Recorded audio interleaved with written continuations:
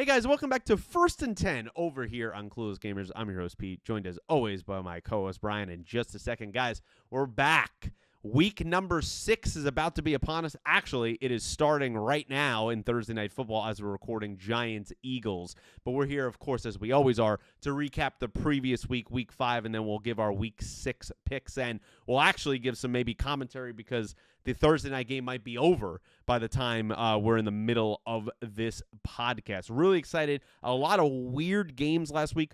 I will say for me, I'll just take the accountability, as I always like to do. The worst picking week I had in a win-loss ratio I've ever had since A, we've been doing First and 10, and B, in the last year plus, I run a picks league over on the Sleeper app. The worst I've ever done. I went 5-9 last week, and it just a lot of coin flip games. We talked about that last week.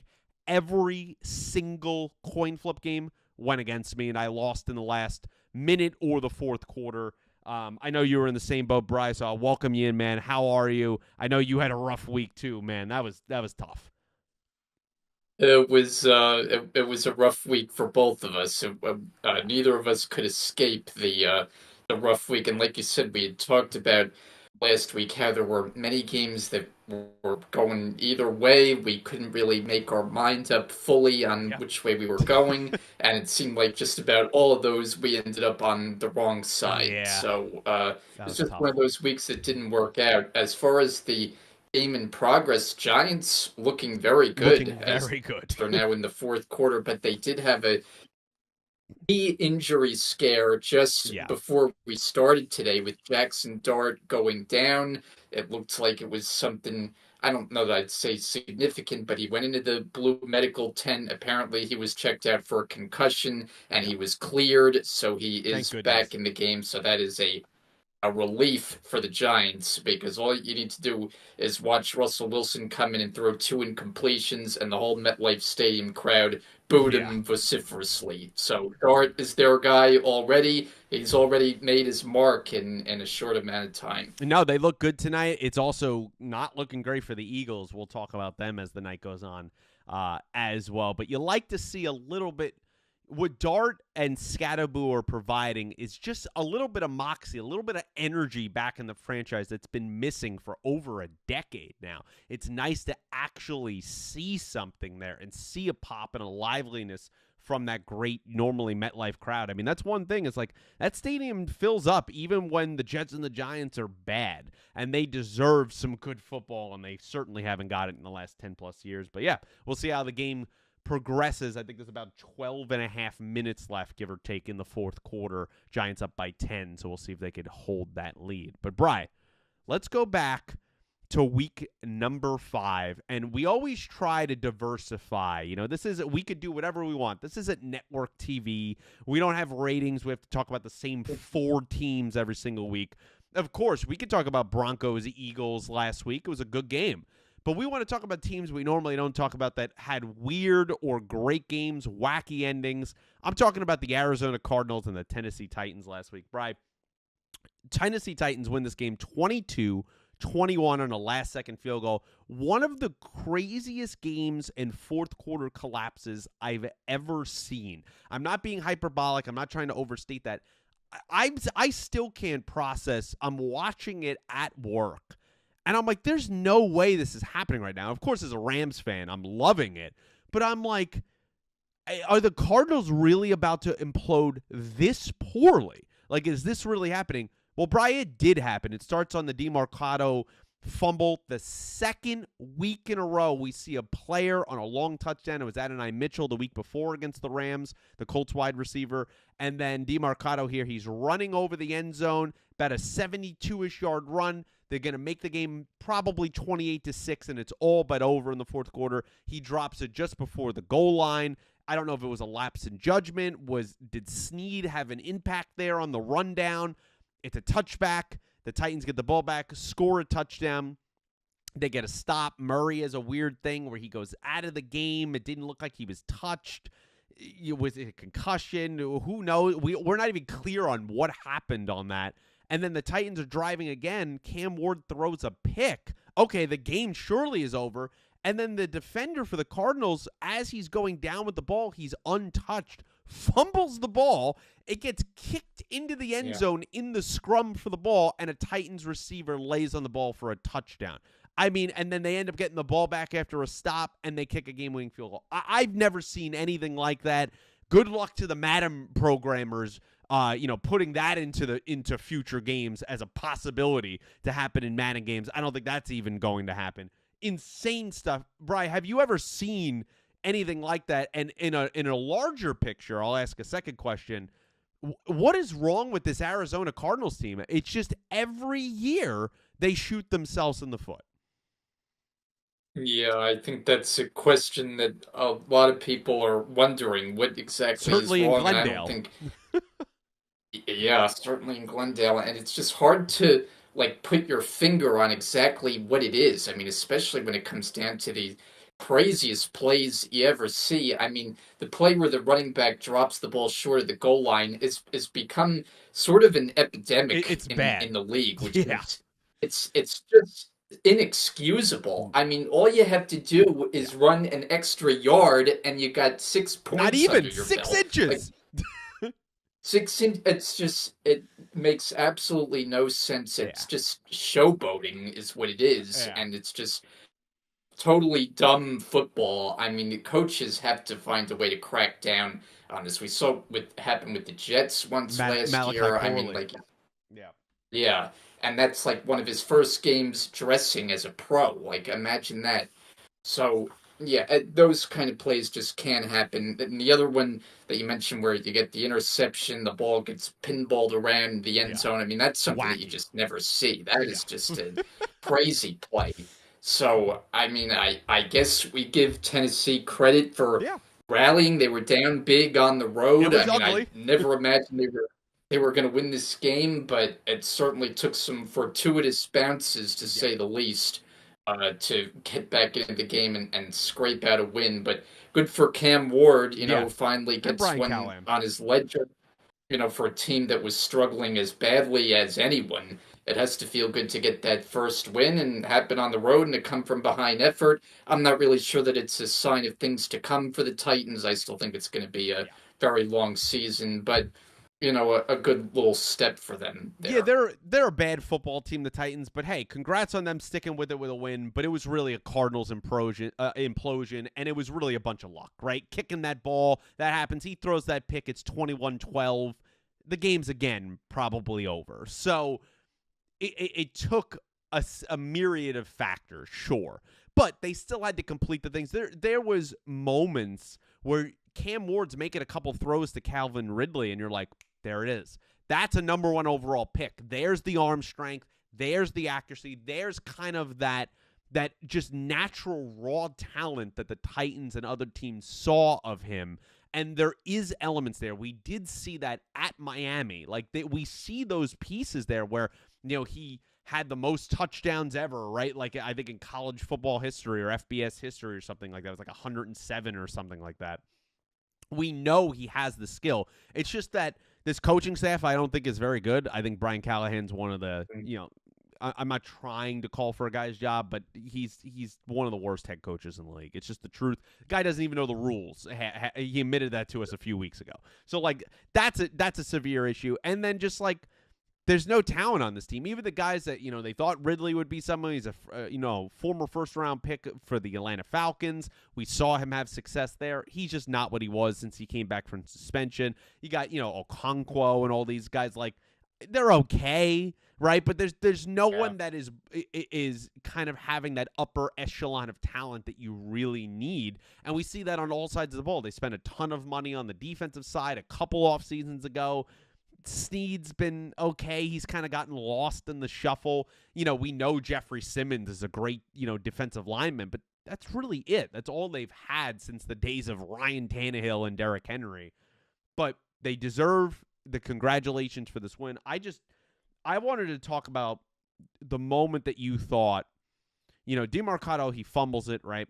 Jonathan Gannon and him have a moment on the sideline where it looks like Gannon, he gets in his face. Does he hit him in the chest kind of in frustration? That something happens there. He has since apologized for it. He said he stayed up that night. really thought about it. The Cardinals, as an organization themselves, ended up fining Gannon for that. What was kind of your take on that altercation going on? Are you okay with that? Gannon has a right to be upset in that moment because it's just an inexcusable Yeah. moment for a pro that ends up turning the whole momentum of the game. But still, should he act differently in that moment? Kind of what was your assessment of that situation? Yeah, I think overall I'm okay with it just because I don't think we see enough of, that kind of discipline from coaches Yeah, with it's their fair. players. I'm about a little old school, players need Yeah. to be disciplined at times. I mean, we can't constantly have coaches in football and managers in baseball coddling the players, and it seems like that's what it's become in this generation. So if you have a player who makes that big of a mental gaffe, I mean, I'm okay with him getting chewed out about it. Now, I'm Yeah. not looking for anything over the top, but I do think, discipline in certain situations is still a good thing in sports, and frankly, I think we need to see more of it. Yeah, you're old school in that way, and that's what I always like about you. I don't think he should have put his hands on him in any way, and that appears to what he did. But getting in his face and screaming like that was 100% deserved. Like, you are a professional athlete that has the privilege of being on one of the 32 NFL teams in the league. You don't get a lot of playing time. All the stuff happens with James Conner and Trey Benson. You have a shot. You have this great breakout run that would seal the game. What are you doing? Like, to me, Yeah. like, it didn't even look like a showboating moment. It just looked like a complete lapse in judgment. Like, he just slowed up and was like, no one's behind me. Well, newsflash, if you don't know, almost every stadium in this league has giant boards all around the stadium that you could look up at as you're running and see the defender behind you. It's not like the old days where you would actually have to look back. You can see it while you're still running and keeping your progress forward. It's inexcusable at this level, and I don't have a problem with Gannon getting in his face about it. I honestly don't think he should have even been fined by the Cardinals. I do like that he addressed the team, that he took accountability for it, that he apologized for it. I think that's a sign to build chemistry and maturity, and you want to see that out of your head football coach. You don't want him to put hands on players, but DeMarcado in that moment deserved to be chewed out. Maybe Gannon went a little over the line, but he totally deserved it. I'm with you all the way. I mean, you make that kind of a mental error. It's not a player getting chewed out over throwing an interception. No. Something like that. You're not going to see something. But when it's a mental gaffe like that that changes the momentum of the game, I think the coach is in his rights to react that way. And Brian, a larger picture, just this is what I talk about with the Cardinals every year. Like, they're just not serious. Like, they're not a serious team, right? They go 2-0, they're playing the dregs of the league, right? They're barely winning the games against like the teams like the Saints. And then they start playing even teams like the Titans, and they throwing games away. And they went from 2-0 to 2-3. And I said it in the prediction show, and I'll repeat it again. I believe this is going to be the last year of Kyler Murray in Arizona. I think they are going to move on from him. I just, for both parties, it's not working. This team needs a significant changeup. I think Jonathan Gannon actually has the potential to be a good head coach. This marriage, though, the quarterback situation in Arizona, I understand they were in a rock and a hard place a couple of years ago. They had to pay him. It's going to be time if this season keeps going the way it is, and I think it's going to be. Right, before we move on to the next game, I just wanted to, pull a U and give a little bit of the update here for Thursday night. As we were talking through that game, the Eagles were driving, looked like they were at least going to come away with 3 points, if not a touchdown. Jalen Hurts throws a pick, which is pretty rare for him. The Giants come all the way back down the field and get another, of course, to my detriment because I'm playing him in fantasy, a Cam Scatterboo touchdown there. It's his third of the night. And barring, knock on wood here, because I'm not trying to jinx Giants fans, but barring an epic collapse, they're up by 17 points. The Eagles look like they're going to lose this game, but we'll monitor that as we're going on. Just a kind of a shocking turn of events on Thursday Night Football. I never would have seen this coming from the Giants that they would beat Philly and beat them They just lost soundly. to the This Saints is last why week. That's exactly what I was just gonna say, and that just shows you how unpredictable this league is on a week to week Yeah. basis. You really just it's become impossible almost to do picks each week. It's insane. Well, except for my dad and Weir, who I know watches this podcast, because the two of them killed it last week in the Picks League, and they're leading the whole thing, the two of them. So maybe we should take advice from them. We should invite them on the podcast because we don't seem to have it this year, and they certainly do. So Did you and I were we the two bottom finishers I last think we week? were. I didn't see the I whole think I thing. was tied for third to last, and I think you were tied for last. Yeah, I mean it was rough. I mean I Yeah. going 5-9, having that many games. Just I mean like I had the Browns Vikings game. I picked the Browns. They lose in the last minute. I had the Panthers Dolphins. I had the Dolphins are up 17-0. They lose that game. I had the Eagles game. They're up Hmm. 14 points in the fourth quarter. They blow that game. I mean, it was just loss after loss of just like teams blowing leads in the fourth quarter. It was brutal. It was Hmm. brutal. Man, oh man, man. So let's switch over to maybe in week 5. We'll get back to it. The game of maybe the year, definitely of the week.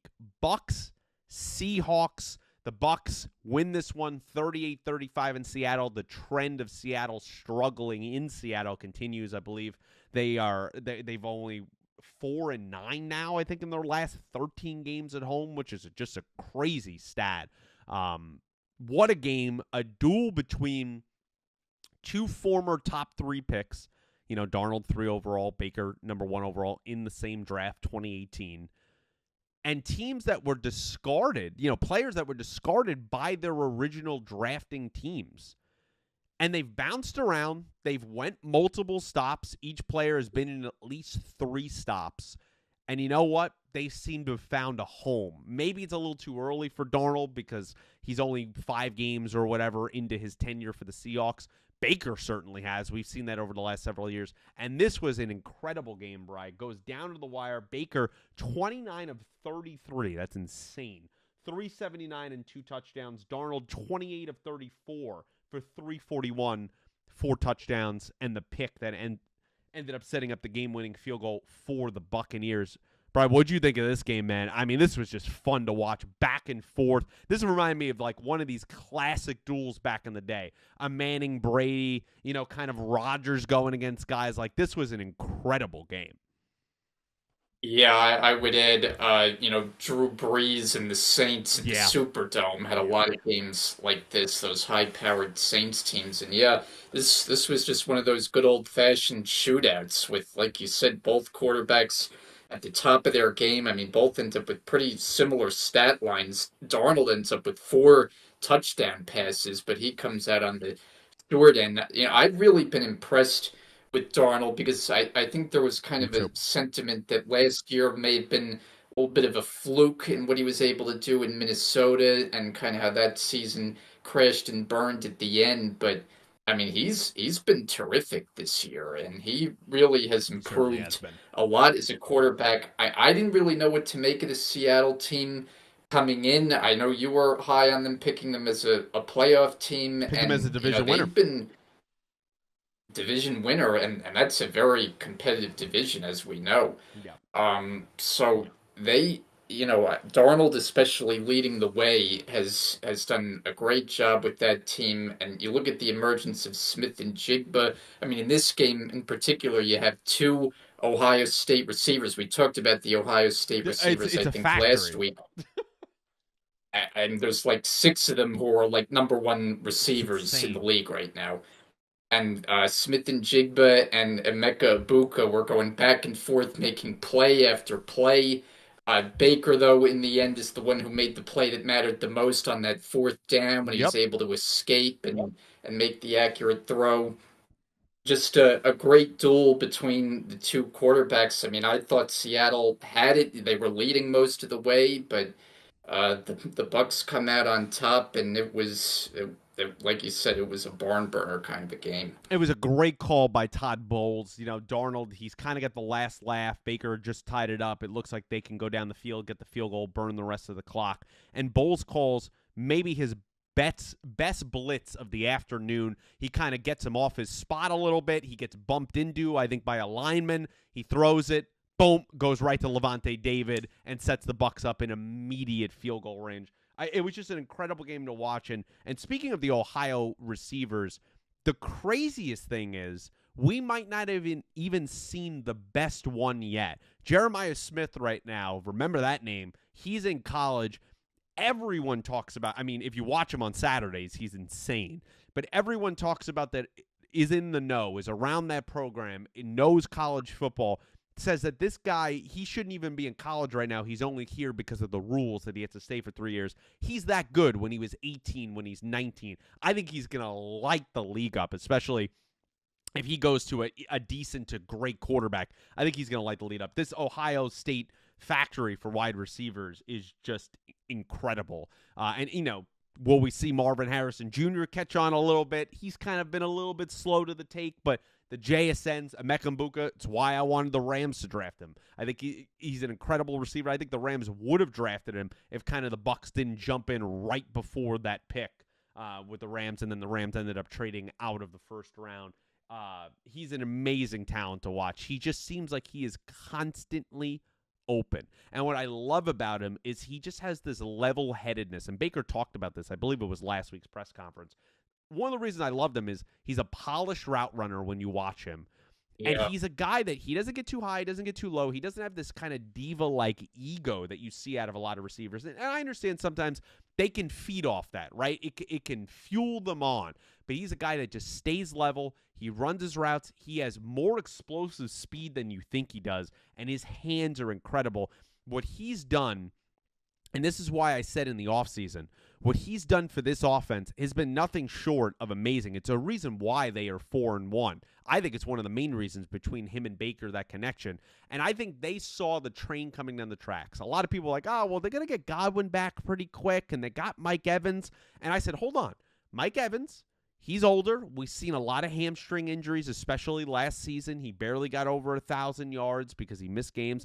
And Godwin's coming off a catastrophic ankle injury. He's now dealing with some kind of, I've never even seen this before, popped up in the injury report this week, a fibula injury. The only time you ever hear that is when it's broken. So that's right. A very weird situation going on there. They don't even know if he's going to play this week. He's questionable to play, and he just came back a couple weeks ago. So they saw this coming down the tracks, and they said, let's get Baker a weapon. Let's get a guy in here who's intellectually is just brilliant here. He understands the offense. He could think like a quarterback, and we're seeing it pay dividends. He's just awesome to watch. Yeah, and as you said, like, it's gone a long way in their success, because if they didn't have him and the production that he's brought, they would not be where they are. No. Mike Evans is hurt now. Godwin, they're just easing back into the mix. He hasn't made a big impact in his couple of games so far this season. It's not like they've gotten great production out of the tight end. No. You know, running back, their lead guy was missing the last game, so without Ibuka has really carried the team, and I think we just need Rob Gronkowski to learn how to pronounce his name, because I don't know if you caught that, but it was a butcher job. Yeah, at least in this game they had Kate Otten. They had a Kate Otten sighting. He caught 4 for 81 in this game. But for the most part, you're right. They haven't really had the tight ends. Bucky Irvin, remember, he's out in this game. They had to put Rashard White back into the starting role, and he was, serviceable, 14 carries, 41 yards. He had a couple touchdowns. But, he's more of the thunder to Bucky Irvin's lightning, right? Like, Bucky Irvin's more of a threat out of the backfield receiving-wise. He's got more explosiveness. They've dealt with all these injuries on the offensive line. They've been nicked up here in the secondary and all over the defense, and yet Baker is leading them to all of these last-second wins. I think it's incredible. And on the other side, look, Seattle's 3-2. They lost to San Fran, who looks great right now, even though they're the walking wounded. They're 4-1, leading the NFC West. And they lose here to the Bucs, both at home, both in the last seconds of the fourth quarter. One on a pick on a great Bowles blitz, as I said, and the other one on a tip drill in the end zone that Brock Purdy just threw it up there. So they've played well. I think this team is still very dangerous, and I think people, maybe even such as yourself, are seeing what I saw in this team. They have talent. They have 2 running backs. JSN now in this clear number 1. DK is out of the building. He's exactly what I thought was going to happen. He could blossom up to that number 1 role, and he's answered the bell. He was excellent in this game, too. He really was. And, you factor in, too, of course, your old friend Cooper Kupp I is in the love mix, Cooper and Kupp. he might not be what he was, but he's still added dimension to this He's offense. And third if down nothing else, reliable. He's the guy to get 7 yards right. when you need it.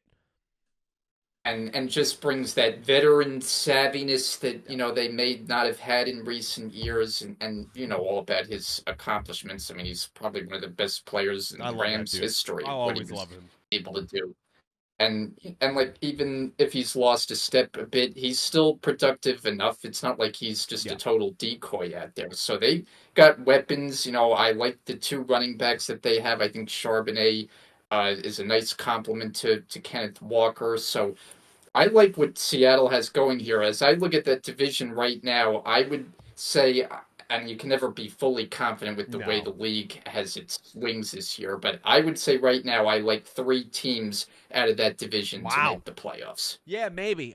For right now, I'm still putting all my chips on Seattle. I just think the Rams, they have a problem closing games, and they have a secondary problem and an interior offensive line problem. Those are not winning things. And just the Niners, yeah, they beat the Rams. Great win. How long can you keep it up? How many more players can drop and you could still put it in 3rd stringers, 4th stringers, and keep it? It's been a masterful job so far by Kyle Shanahan. I just don't know if that can continue. So I'm putting my money still in Seattle despite this loss. You get AJ Barner going. He had a couple touchdowns. I love this Tony Horton kid. I think out of Colorado State, I think there's something there. There's an explosiveness there for Seattle. There's a lot of pieces, and I wouldn't be surprised if you see both of these teams meet in the playoffs. I would sign up for that any day.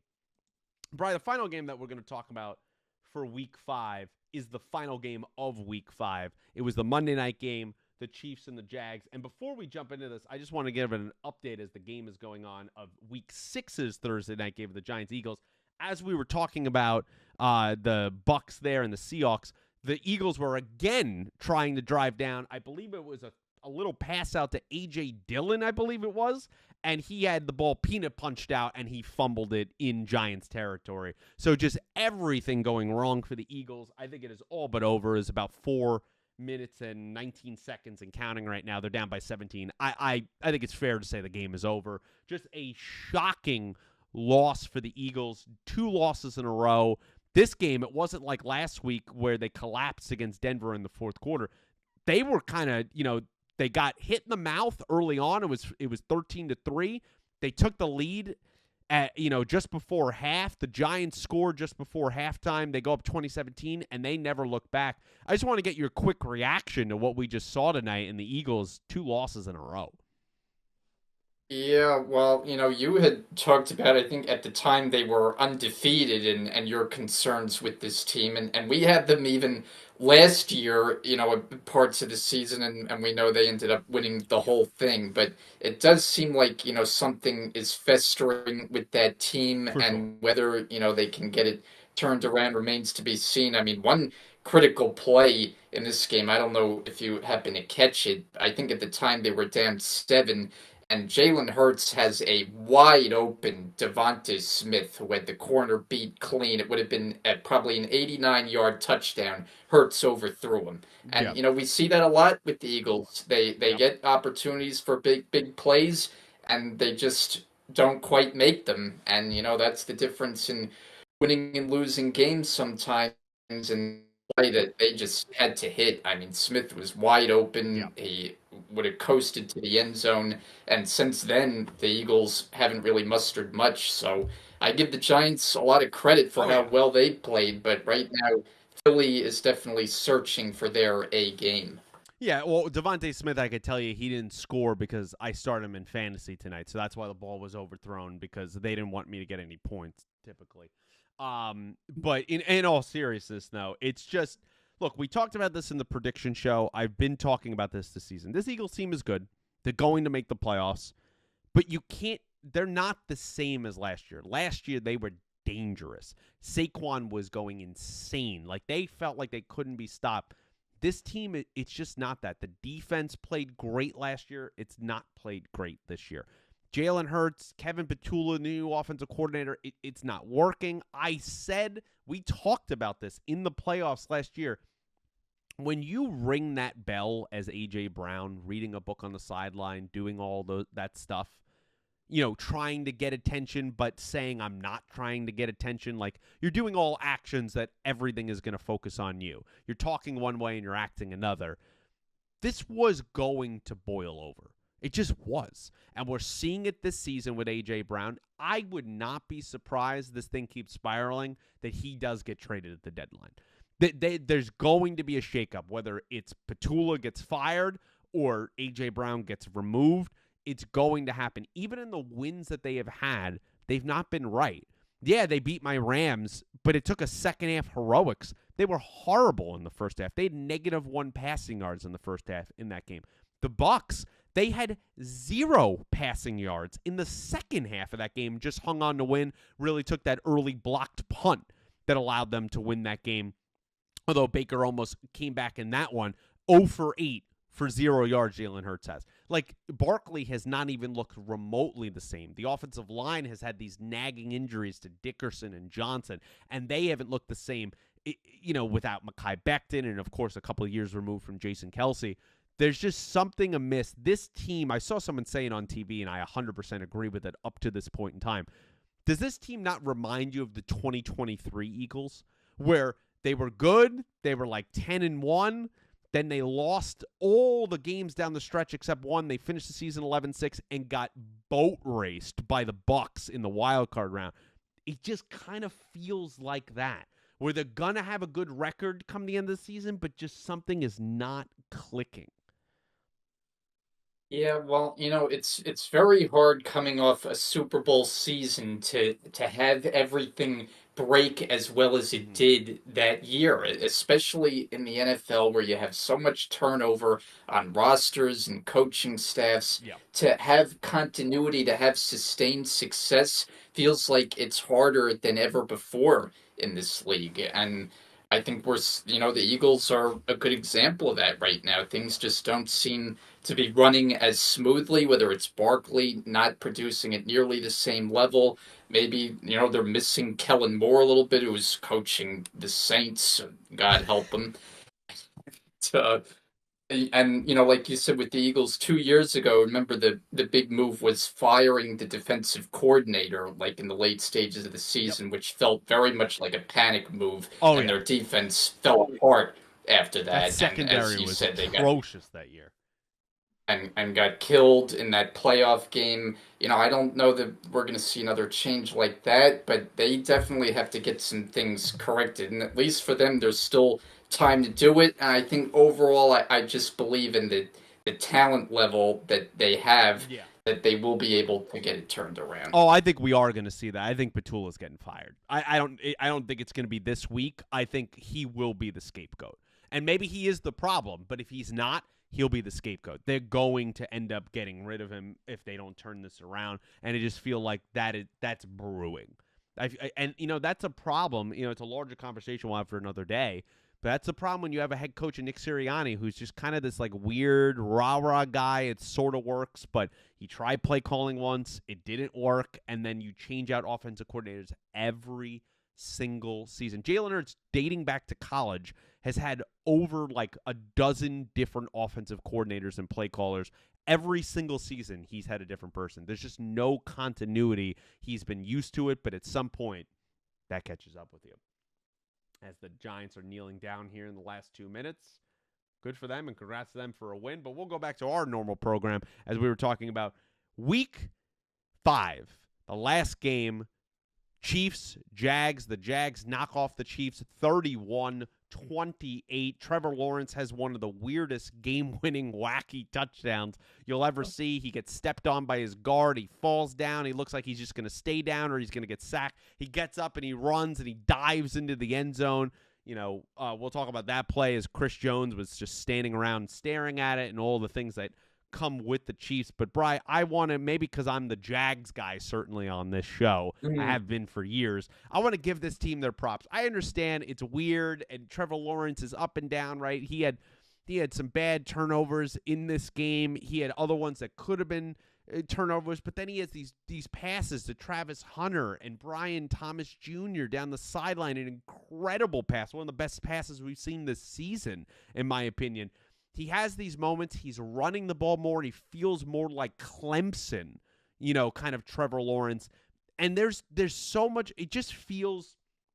Do I believe in Liam Cohen? Not really. Like, it's just, I feel weird about this team, but there's just something there. There's something there about this team that feels like, in what is a wide open AFC this season, that they can make some noise. I mean, do you feel that way, or you just think this was kind of a fluke win? No, I was a little higher on Jacksonville coming into the year. I thought they would do some good things. I mean, frankly, I thought it'd be a little more in part to Travis Hunter. I was Yeah. believing the hype with him, but so far, the impact hasn't been as dramatic trying to play both sides of the ball. But no, I've been impressed with Jacksonville. 4-1, and I would say, just as an aside, if they do find their way to the playoffs, we need a ticket sales representative to contact you and invite you to the game, because you Please, have man. believed in this team for the last 5 years. You need to go down to Jacksonville and represent Thank you. the best of the Thank you for saying Jaguar so. fan base there. Ticketmaster, hit me up, But man. Link me down below. Help me out. but as far as the team, like you said, the offense has been a little up and down. At this point, I think we know Lawrence is not going to give you perfect quarterback play, but they're riding this defense. I mean, I think they're Yeah. number one right now in takeaways. It has been kind of a revitalization on that side of the ball. They got a new defensive coordinator. Yeah. They're getting after the quarterback. They're making things happen. How about the 99-yard pick six of Mahomes Devin by Lloyd, this baby. Devin Lloyd? Yeah. Took it the length of the field. I mean, that was a game-changing play. Obviously, just when it looked like the Chiefs were going in for a touchdown, it ends up being a touchdown the other way. Yeah. And then, like you said, I mean, you go to the play at the end of the game when Lawrence ends up down on the turf. You think the play is over. How he's Totally. able to get back up and find the end zone. I mean, we saw some just truly wacky plays last week, referencing the Arizona play Yep. and with the Lawrence touchdown that you just never see. But yeah, I mean, we've talked a lot about the Chiefs. We kind of know what they are. They're not what they were, it seems, but Jacksonville is deserving of some praise here, and I do think they have something going. Now, I will say, I wanted to ask you, just because, like, I understand the pick six happens. It was a close game. The Chiefs did what they never do. They blew a 14-0 lead in this game. But they did, to be fair, they did have 476 yards of total offense. So that was pretty impressive. They got through this, supposed vaunted Jacksonville defense. Now, the Jacksonville defense did what they did. They got the key takeaway that they needed from Devin Lloyd, who was AFC Defensive Player of the Month in September. Seems to be off in running, trying to win the October one as well. But I just feel like the Chiefs have found something offensively in this last couple weeks. Like, there is moments here with Thornton and Hollywood Brown and Smith-Schuster, less so with Kelsey, but, like, there is moments here. I think when they get Rashid Rice back, they can be dangerous offensively. This defense, which has really been their calling card kind of the last 3 seasons, has not been good, Bri. And Chris Jones, I know he just went through the death of a family member, I believe his aunt. My condolences go out to him in that regard. But even before that, since he's been paid, dating back to, a couple of years ago, where he sat out that game 1 against Detroit, but he's up in the suite box watching the game, he's just not been the same. He's made some key plays, particularly in the postseason leading up to that Super Bowl a couple of years ago, but he has not been that same player. And I just want to say, as a Rams fan, I'll just as a quick aside, the people in the media and even fans that wanted to have an honest conversation a few years ago, thinking that Chris Jones, he finally surpasses Aaron Donald, Oh ridiculous, boy. trash. What in the world are you talking about? You must be a Chiefs homer or you're blind. I like that stuff. I just want to finally, hopefully, we could put that to rest. That this guy, he's a great player. he is never going to be Aaron Donald.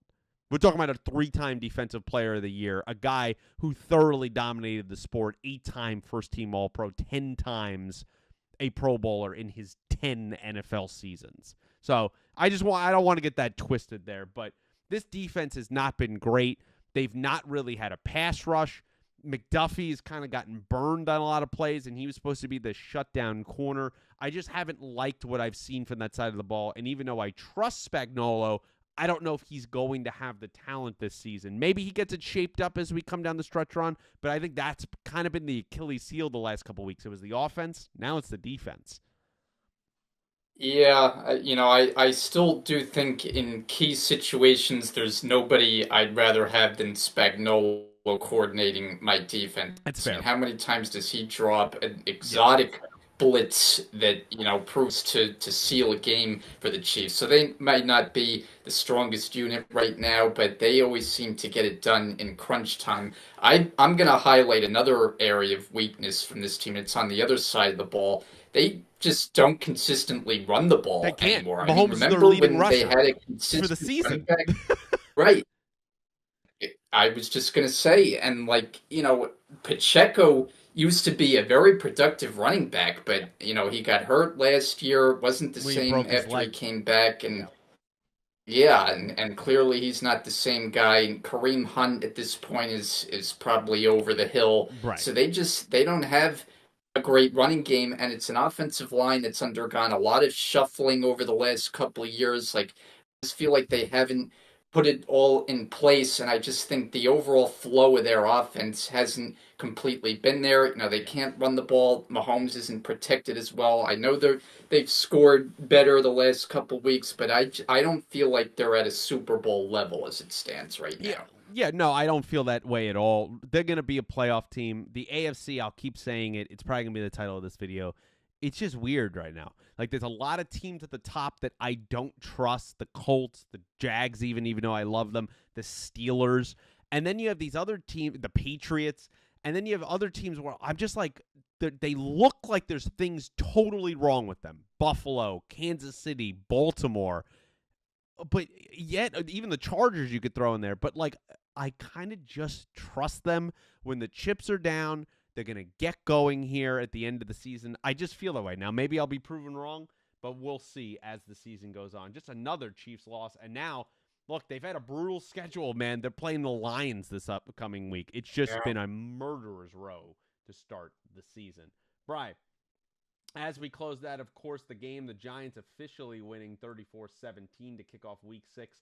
Let's jump to some other picks for week number 6. Of course, we start in London as we continually have international games, which I don't know how you feel about them. I'm kind of on them. But it's the Broncos playing the Jets. The Jets are technically the home team. We don't have to spend a lot of time on your favorite team. They have looked so bad. And even though I am trying to believe in Aaron Glenn, I just think that Jet fans have to be patient if you want to believe in him because this roster is overrated. They got to flush out a lot of guys on this team. Paying Sauce Gardner was a terrible start to him and Muji's regime. I mean, this guy gets consistent. He's burnt toast every single week. The latest one was George Pickens last week.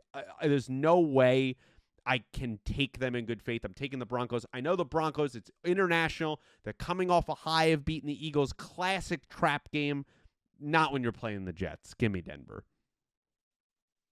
Yeah, well, normally, we at least get to wait till like 4 o'clock before we digest the Jets Yeah. loss. Now we have to do it while we're eating our egg sandwich in the morning. So, I mean, Yeah.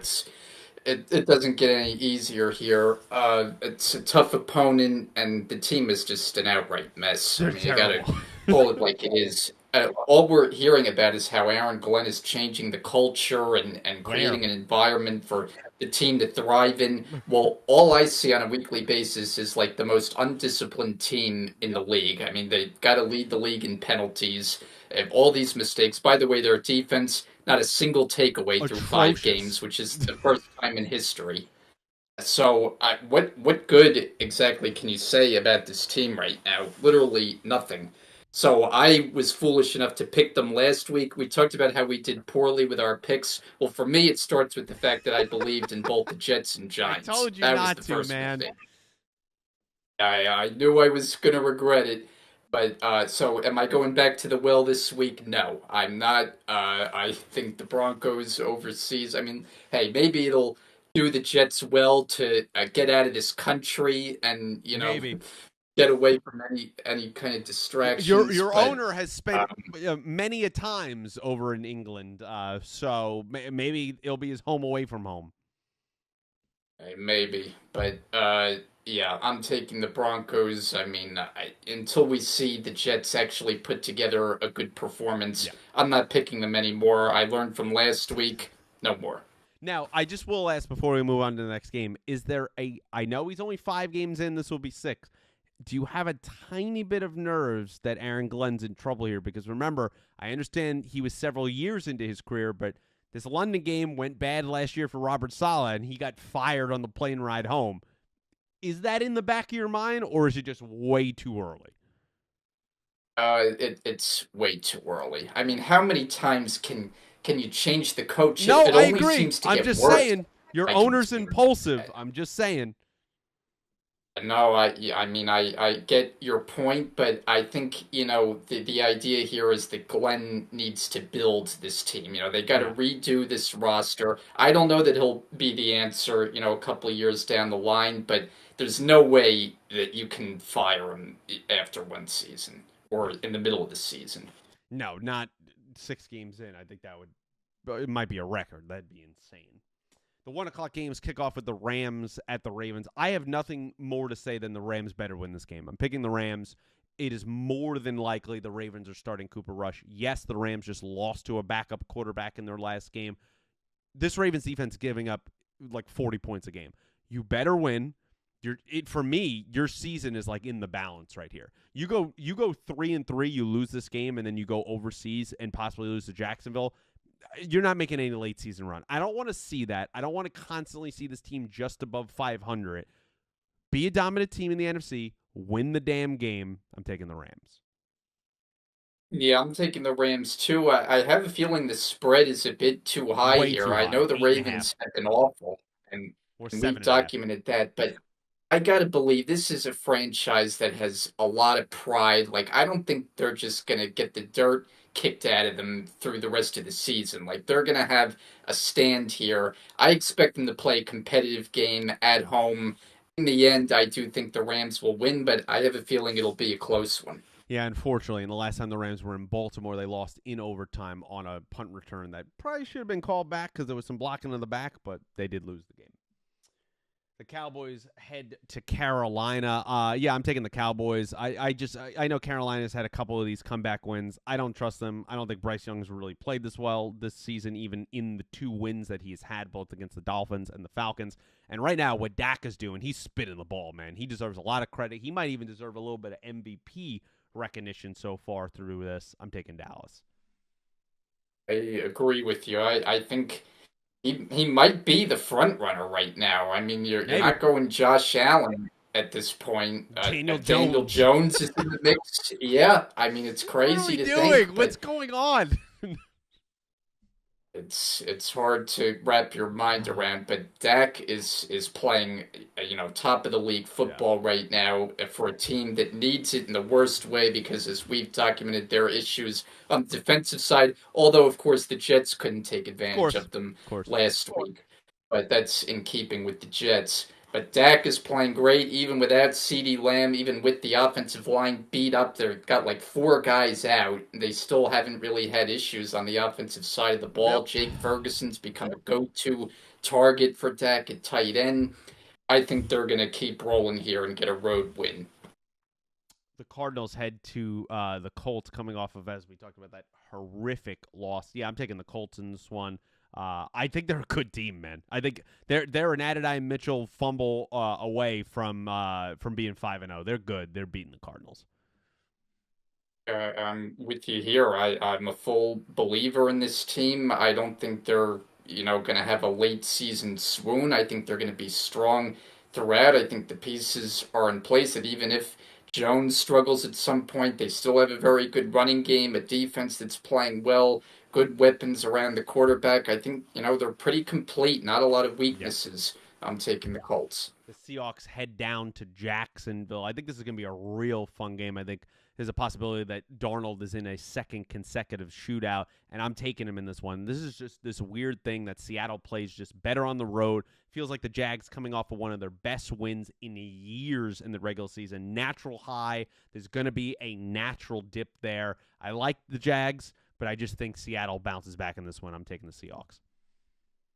Yeah, we're sharing a brain There we again are. here. We might have a disagreement at some point, but yeah, I just trust Arnold right now more than Trevor Lawrence. I think Lawrence is just too turnover prone, and Darnold is proving that he's playing far too well right now. And with what Smith and Jigba has been able to do, I mean, just lighting it up, I think Seattle gets back on the board here in the winning column. The Chargers are becoming quickly the walking wounded. They head down to Miami, who is just. I honestly felt bad for Mike Daniels after he walked out of the game last week. He took his glasses off. He looks in a rough way. That being said, I just can't pick them. I think they're one of the worst teams in the league. I know the Chargers are beat up. Jim Harbaugh's got to figure it the hell out. Justin Herbert, they got to get the ball out quicker so he is not taking hits behind these second and third stringers on his offensive line. I'm taking the Chargers to bounce back. Yeah, it just seems like every time you think the Chargers have fully turned Every the time. corner and like this is going to be the year, they can never fully put it together, right? Every And time. this year, start at 3-0, they're riding high. They go to MetLife Stadium of all places and lose to the Giants. And they kind of laid an egg last week after an early lead. Mm-hmm. Washington controlled that game, won 27-10. So they've taken a big step back, but this is a game that they have to get right. I mean, Have to. Miami know all about the issues there. Tyreek Hill now out for the season. I can't watch Mike McDaniel and his post game pressers It is anymore. I rough. mean, he It can't get is rough. it's just yeah. I mean, he's definitely a different cat. Mm-hmm. But I'm taking the Chargers here. The Browns head to Pittsburgh, and Dylan Gabriel, pretty solid start overseas in London last week, heading to Pittsburgh for his first real road test because Pittsburgh is going to be hostile. Look, Pittsburgh right now, I don't know how much I believe in them. They're coming off the bye, but they're pretty solid. I think they're buttoned up, and the Browns are the Browns. They just traded Joe Flacco in division of the Bengals. I'm taking the Steelers in this one. Yeah, and I don't know how much more I can take of Shador Sanders and his antics going full mime in the media session where Yeah. he just mouthed the answers. I mean, it's just a lot of drama going on there. And then I'm going to do something that I don't necessarily want to do, which is give Aaron Rodgers some credit because at this age, he's played pretty well. He's been solid. He's, limited the mistakes. He looks like he's got zip on the ball. And, their defense has overcome a very rough start where it looked like they were just going to be putrid. So, yeah, divisional game always unpredictable. I could see the Browns hanging around. In the end, though, I think the Steelers will prevail. The Patriots head down to New Orleans. And this game I've kind of gone back and forth on because, Spencer Rattler and the Saints have played better than their record has suggested. That's why I picked them last week, even though for a long time the Giants were the favorite. I just felt like they had been knocking on the door. It was going to be a tough place for a rookie quarterback to go into because New Orleans is still a hostile environment. And I know the Patriots, it feels like a case of the Jags, right? Huge win against Buffalo. Are they going to have a natural low dip? I don't think so. I think this is a different situation. I'm taking New England to go in there. I just think Drake May, we're seeing him blossom before our eyes. And I think Diggs has gotten going. Mike Vrabel, there's a more of a grit to this team. I think it'll be low scoring. I don't think it'll be crazy, but I think the Patriots are going to keep this going. They're going to get this win. Give me the Patriots. Yeah, I mean, I think last week is a huge win. Like, that's a game where you kind of elevate your In team Buffalo. in a season where Yeah. it goes from, we're kind of teetering, like, are we good? Are we ready to take the next step? And then suddenly you show up in a primetime game and take down the mighty Bills on the road.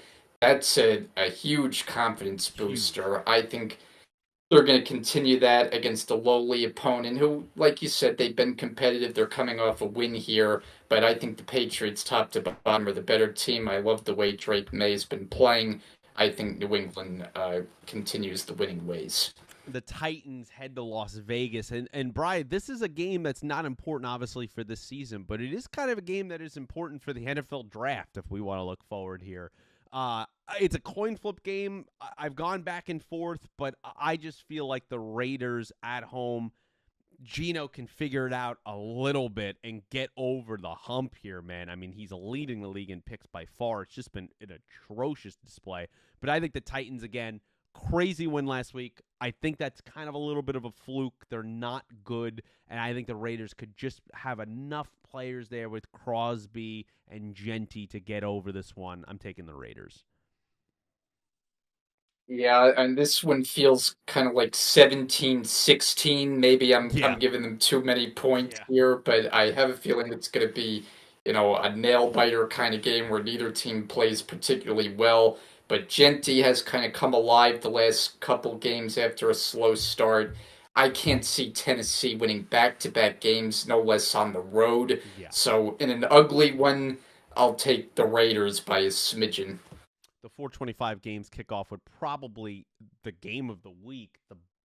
The Niners head into Tampa, and Mac Jones going to be starting this game again. He's 3-0 as a starter. The Bucs, every win they've had is a last-second kind of thriller win. I do think, though, that the Niners' luck, it kind of runs out a little bit in this game. I am taking Tampa. I think it's going to be a great game, a close game, but at some point when you're a team that is not called the Rams, the injuries do catch up with you. Kyle Shanahan has Sean McVay's number. I don't think he's going to have Todd Bowles' number in this game. It's going to be a good one, but I'm taking the Bucs. I think, correct me if I'm wrong, but we had agreed on every one up to this point, Yeah, but there we we're go. going to mix it up a bit. I'm going to go the other way here.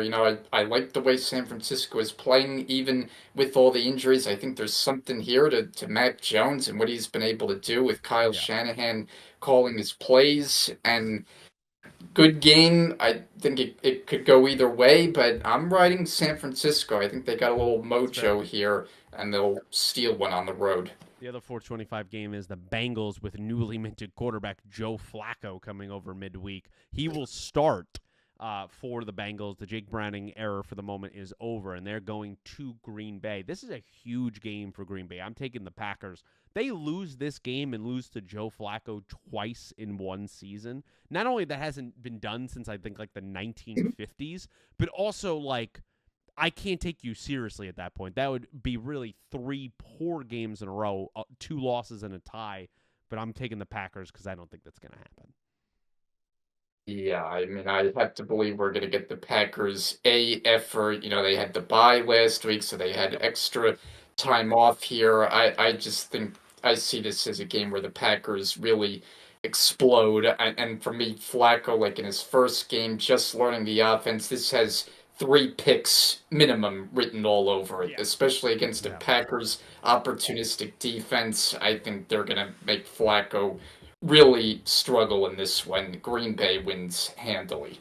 The Sunday night game is the Lions and the Chiefs, and this should be the game of the week. But I never know these days what I'm getting Kansas City week to week. We seen Detroit a couple years ago go into Kansas City, win the opening night.